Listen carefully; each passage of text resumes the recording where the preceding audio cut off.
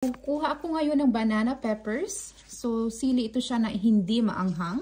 I think pinangalanan itong banana dahil mukhang saging. Ay no, tingnan nyo, ang daming bunga. Ayan oh, ang dami. Oh my goodness.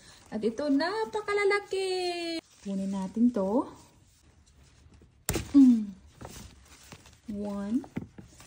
Mas kasayad. Oh, 2. Oh, dalawa pa lang. Oh, solve ka na.